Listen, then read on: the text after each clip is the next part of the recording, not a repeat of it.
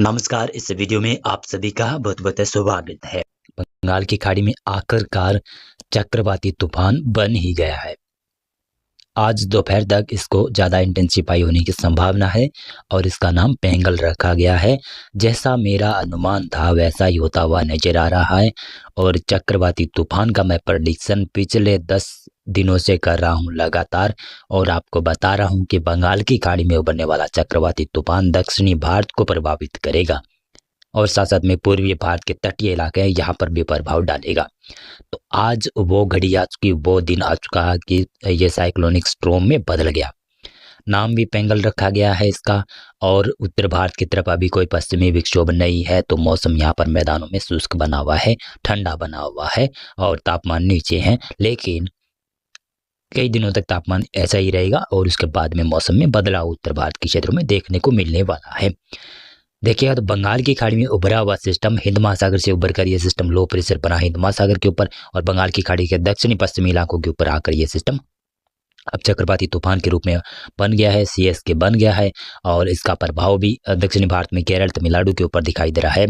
रायलसीमा के भी दक्षिणी पूर्वी इलाका है, वहाँ पर आंध्र प्रदेश के तटीय इलाके हैं, वहाँ पर बरसात की संभावनाएं बनी हुई है और 27 और 28 नवंबर इन इलाकों में बरसात की संभावना अच्छी खासी रहेगी।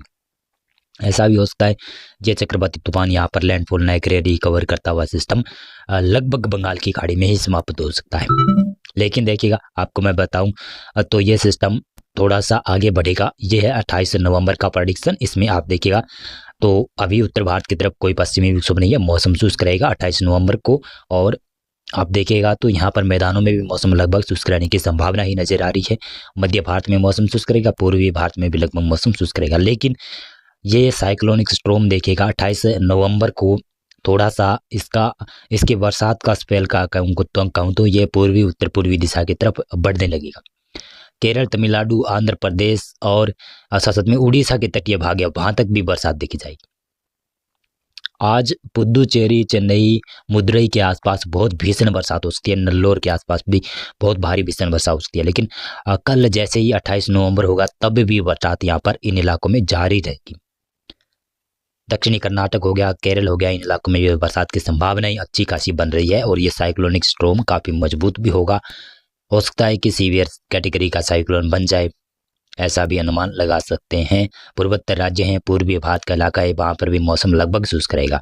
29 नवंबर को उत्तर भारत की तरफ पश्चिमी विक्षोभ आता हुआ नजर आ रहा है, तो ये इसका असर देखिएगा तो गिलगित लद्दाख जम्मू कश्मीर हिमाचल प्रदेश के उत्तरी इलाकों पर ही रहेगा और बाकी मैदानी और बाकी जो पहाड़ी इलाका है वहाँ पर मौसम शुष्क रहेगा। थोड़ा सा न्यूनतम तापमान बढ़ सकता है 29 नवंबर से। बंगाल की खाड़ी में उभरा हुआ चक्रवाती स्ट्रोम देखिएगा तो इसका प्रभाव, पेंगल का प्रभाव, चक्रवाती तूफान का प्रभाव देखिएगा तो यहाँ पर दक्षिणी भारत से लगाकर जिसमें केरल तमिलनाडु से दक्षिणी कर्नाटक रायलसीमा आंध्र प्रदेश और उड़ीसा के तटीय भाग है वहां से लगाकर अंदरूनी क्षेत्रों में पश्चिमी बंगाल के भी दक्षिणी इलाकों तक भारी भीषण बरसात की संभावना बन रही है। ज्यादा बरसात तो आंध्र प्रदेश के तटीय भागों में वहां पर होने की संभावना है और साथ साथ में देखिएगा तो उड़ीसा के भी तटीय भागों में बरसात की संभावना है और ये वेदर मॉडल इंडिकेट कर रहा है कि यहाँ पर बरसात काफ़ी ज़्यादा भयानक स्थिति रूप धारण कर सकती है। चक्रवाती तूफान यहाँ से इस प्रकार से आगे बढ़ेगा ना तो उड़ीसा भी प्रभावित होगा, आंध्र प्रदेश ज़्यादा प्रभावित हो सकता है। लगभग कहूँ तो 29 नवंबर या 30 नवंबर को बांग्लादेश के भी दक्षिणी इलाकों में बरसात की संभावना है। महाराष्ट्र तेलंगाना उत्तरी कर्नाटक में मौसम शुष्क रह सकता है। यह है 30 नवंबर का फोरकास्ट। इसमें देखिएगा तो पश्चिमी विक्षोभ धीरे धीरे आगे बढ़ेगा तो उसका प्रभाव गिलगित लद्दाख जम्मू कश्मीर हिमाचल प्रदेश के उत्तरी भागों के ऊपर ही सीमित रहेगा। उत्तराखंड में बरसात और स्नोफॉल की संभावना ज़्यादा नहीं है। पंजाब हरियाणा राजस्थान गुजरात मध्य प्रदेश महाराष्ट्र इन इलाकों में, उत्तर प्रदेश के इलाकों में मौसम मुख्यतः शुष्क रहने की संभावना है। बंगाल की खाड़ी में भयानक स्थिति से उभरा हुआ सिस्टम, इसका प्रभाव देखिएगा तो दक्षिणी भारत से लगाकर आप दक्षिणी पूर्वी भारत इन इलाकों में भीषण बरसात की कैटेगरी रहेगी। विशेष तौर से ज़्यादा प्रभावित होने वाला राज्य रहेगा 29 और 30 नवंबर को कहूँ तो यहाँ पर उत्तरी आंध्र प्रदेश का तटीय भाग है, वहाँ पर विशाखापट्टनम विजयवाड़ा विजयनगरम के आसपास के क्षेत्र है, वहाँ पर बहुत भीषण बरसात देखी जाएगी और उड़ीसा में भी तटीय भागों पर बहुत भारी बरसात की संभावना बन रही है। अंदरूनी और पश्चिमी इलाकों में भी बरसात की संभावना है। दक्षिणी छत्तीसगढ़ तक मौसम बदल सकता है। तेलंगाना तक मौसम में बदलाव करा सकता है ये सिस्टम, और लक्षद्वीप और अंडमान निकोबार द्वीप में वहाँ पर भी ये बरसात लगातार देखी जाएगी। इसी के साथ साथ में देखिएगा तो ये 1 दिसंबर का फोरकास्ट है। इसमें आप देखिएगा गिलगित, लद्दाख, जम्मू कश्मीर, हिमाचल प्रदेश के उत्तरी भाग है, वहाँ पर बरसात और स्नोफॉल की गतिविधियाँ नजर आएगी। लेकिन हिमाचल प्रदेश के दक्षिणी इलाके वहाँ पर, जम्मू कश्मीर का दक्षिणी इलाका है वहाँ पर, और उत्तराखंड के इलाके यहाँ पर मौसम शुष्क रह सकता है। पंजाब, हरियाणा, उत्तर राजस्थान के इलाके हैं, यहाँ पर भी मौसम लगभग शुष्क रह सकता है। मध्य प्रदेश, गुजरात तक मौसम शुष्क रह सकता है। लेकिन इस चक्रवाती स्ट्रोम के प्रभाव से देखिएगा बरसात लगभग कहूँ तो पश्चिमी बंगाल, झारखंड, उड़ीसा, छत्तीसगढ़, तेलंगाना, रायलसीमा, आंध्र प्रदेश के क्षेत्र है वहाँ पर, और कर्नाटक के इलाका यहाँ पर भी बरसात बढ़ सकती है।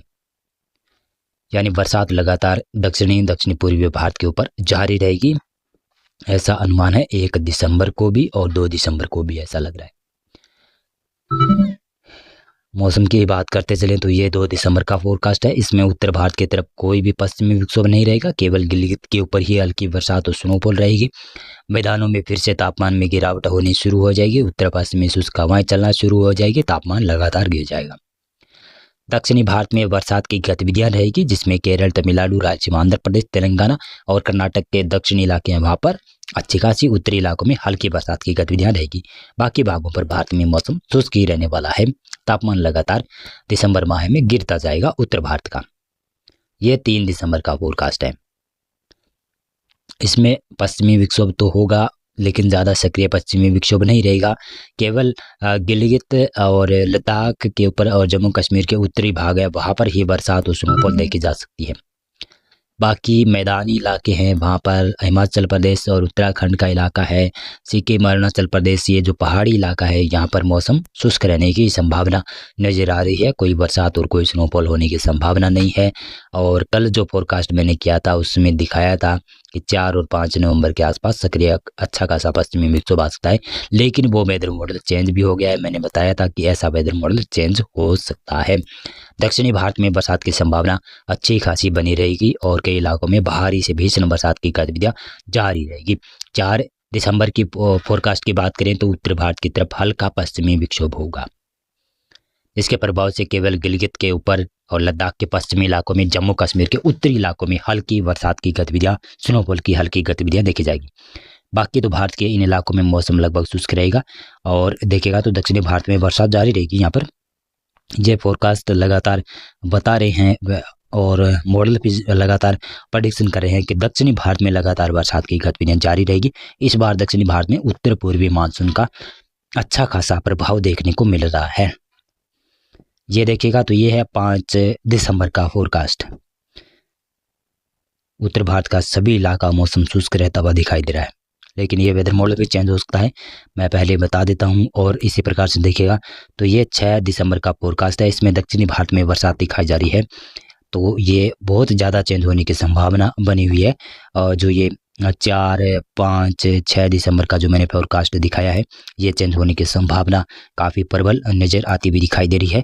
बहुत बहुत धन्यवाद आपका पूरा वीडियो देखने के लिए। और इस वीडियो को आप लाइक करना और चैनल को हमारे सब्सक्राइब जरूर कर लीजिएगा। बहुत बहुत